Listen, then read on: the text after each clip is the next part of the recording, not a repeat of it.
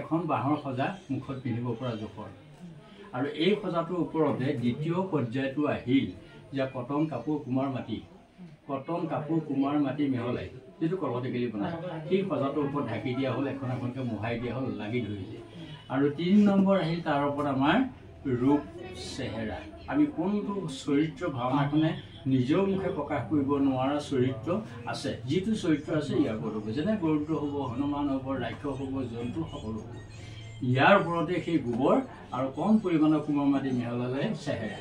তেতিয়া চেহেৰাটো মনে ভবা ধৰণে হৈ গ'ল বোলে হৈছে ৰ'দত শুকাল চিজ পেপাৰে মিহি কৰি পুনৰবাৰ কটন কাপোৰ কুমাৰ মাটি দি গোবৰক ঢাকি আকৌ মিহি কৰি দিয়া হ'ল আৰু মিহি কৰি দিয়াৰ পাছতে আমাৰ 3 নম্বৰ এইটো ষ্টেজ আৰু ইয়াৰ ওপৰত মিহি কৰি দি পেলাই কাপোৰ মাৰি দিয়াৰ কাৰণে 4 নম্বৰটোলৈ গুচি আহিল আৰু 4 নম্বৰটোৰ ওপৰত আমাৰ চক মাটি বগা চক মাটি খান্দি দিয়া আৰু চক মাটি খান্দি দিয়াত মুখাটো বগা হৈ গ'ল বগাৰ ওপৰত যিকোনো ৰঙৰ সৌন্দৰ্য আহে আৰু সেই ৰং বিহুলাই ইয়াত কাম কৰা হ'ল গতিকে 3টা পৰম্পৰাগত ৰং আমাৰ হেঙুল হাইতাল নীল এয়া পটাত মাৰি লৈ মাটি তলৰ খনিজ পদাৰ্থ আমি তাৰ লগত গম গছৰ আঠা ব্যৱহাৰ কৰি মুখাত ৰং দিয়া হ'ল তো ৰং হ'ল তো ৰঙৰ পাছত মুখাই প্ৰাণ পাব লাগিব গতিকে প্ৰাণ পোৱা জেগা এখনেই আমাৰ ঈশ্বৰৰ কথাত নামঘৰৰ ভিতৰত ঈশ্বৰ উপাসনাৰ একোখন ভাওনা আৰু সেই ভাওনাত যদি গৰুদ্ৰ অভিনয় আছে তেতিয়াহ'লে এয়া গৰুদ্ৰ এয়া খালী জেগা এজন গৰুদ্ৰ মানুহে ভাও লোৱা মানুহজনে মুখখন সেই সময় দুখন মুখা এখন দৰ্শকৰ কাৰণে সেইখন আৰু আপোন মুখখনে এই মুখাক মানে পৰিবেশন কৰিব তাক ৰূপ দিব সেই সময় অভিনয় কৰিব আৰু এই অংশটো এইখিনিত লাগি যাব আৰু যেতিয়া কথা ক'ব এইটো লৰে ভিতৰৰ মানুহজনক আৰু লৰাৰ লগে লগে মুখায়ো সেই প্ৰাণ দিবলৈ গতিকে এই মুখাই প্ৰাণ দিলে আৰু সেই প্ৰাণ পালে এই প্ৰাণ দিলে ভিতৰৰ আচল মুখখনে এইটোৱে হ'ল মুখাৰ দুখন মুখৰ ব্যৱহাৰ মুখাত দুখন মুখ মই এইটোৱে কৈছোঁ গতিকে এয়া হ'ল মুখাৰ ব্যৱহাৰ গৰুদ্ৰ পক্ষী 5টা বিষয়ত আহি এখন মুখাৰ কাম শেষ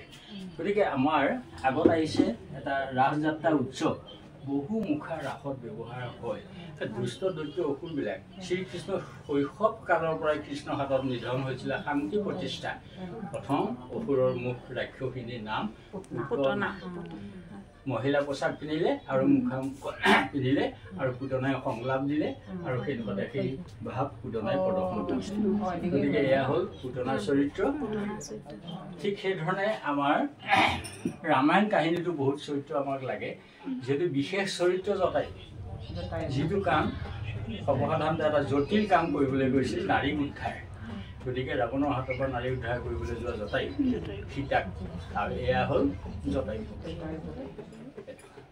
ঠিক সেইধৰণে আমাৰ এনেকুৱাবোৰ চৰিত্ৰ আছে আমাৰ সাধাৰণ মুখখনে অপাৰক এটা অসুৰ বেয়া চৰিত্ৰ আমাৰ মুখখন অপাৰক এইটো মুখে নহয় এইটো বিচাৰিও নাপায় এইটো মুখ মুখাৰে বিচাৰি পোৱা হ'ল মুখা মুখত পিন্ধিলে এটা লাগি গ'ল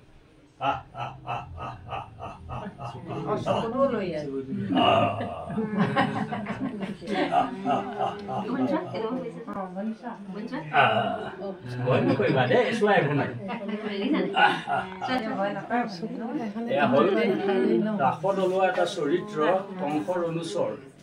নাম পলম বা গতিকে এয়া ৰাসত ব্যৱহাৰ আৰু এতিয়া ৰাসত ব্যৱহাৰ হোৱা চৰিত্ৰ দেখুৱাইছোঁ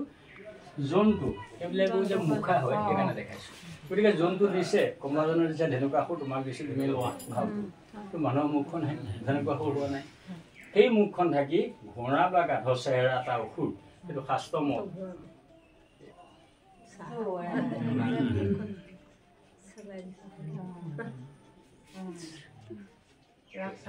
এয়া হ'ল মুখাৰে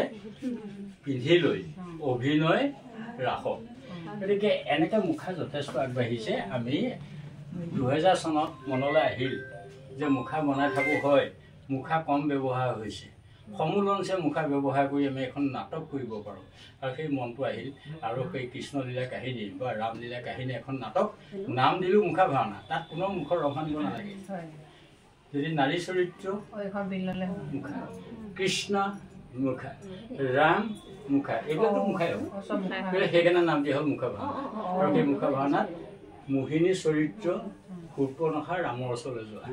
এটা চৰিত্ৰ এইটো মাৰ্কছ তেওঁ লাগি যায় আৰু